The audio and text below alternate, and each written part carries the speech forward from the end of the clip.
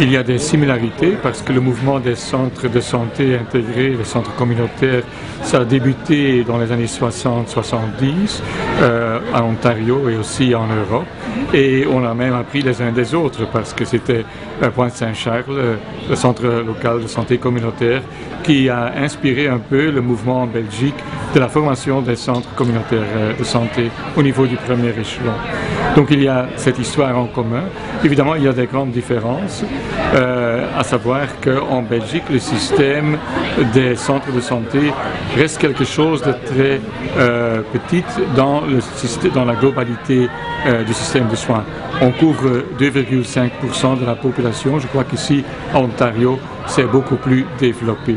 Actuellement, il y a 105 centres qui sont des centres multidisciplinaires en Belgique avec les médecins généralistes, avec les infirmières, les travailleurs sociaux, les physiothérapeutes, les kinésistes, les diététiciennes et les travailleurs de santé communautaire.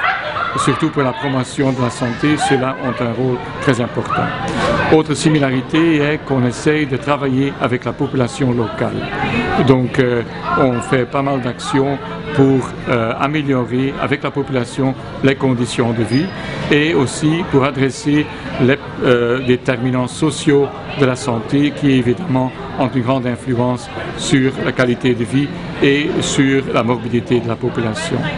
Je crois qu'ici en Ontario, il y a déjà un plus grand intérêt politique vis-à-vis du système. En Belgique, on est en train de négocier, il y a déjà pendant 30 ans, la reconnaissance des centres de santé, par exemple dans la partie néerlandophone, qui ne sont pas encore reconnus officiellement comme des institutions de santé dans le premier échelon. En Wallonie, la partie francophone, c'est déjà fait, mais uniquement pour leur rôle en tant que centre de prévention et de promotion de la santé.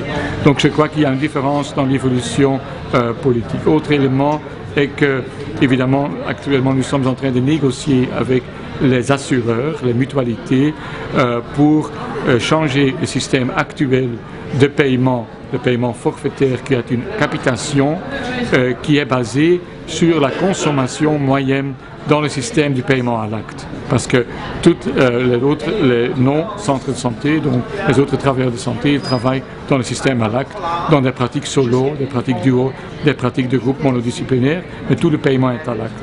Maintenant, nous, on est payé à la capitation, mais le montant de la capitation est calculé suite à un calcul qui se base sur la consommation dans le système à l'acte. Actuellement, au niveau de la patientèle et au niveau du paquet de soins offerts, il y a une grande différence entre ce que font les centres de santé communautaires d'un côté et ce qui se fait dans la pratique à l'acte de l'autre côté.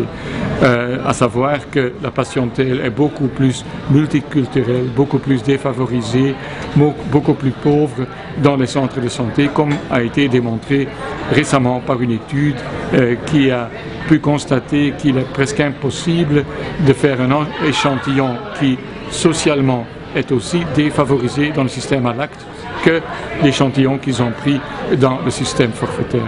Donc là, il y a vraiment un problème. Et aussi, la façon, le paquet offert est tout à fait différent.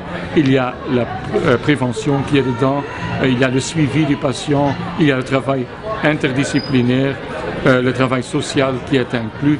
Et ceci ne se fait pas au même niveau d'intensité dans le système à l'acte. Donc il y a des grandes différences, ce qui fait que maintenant on veut un nouveau système de paiement qui est basé sur le calcul des besoins de la patientèle, les vrais besoins, donc avec indicateurs de morbidité, indicateurs sociaux, indicateurs de conditions de vie, qui tous contribuent à la nécessité d'avoir un paquet de soins approprié pour servir les gens qui sont dans les conditions les plus défavorables dans la société.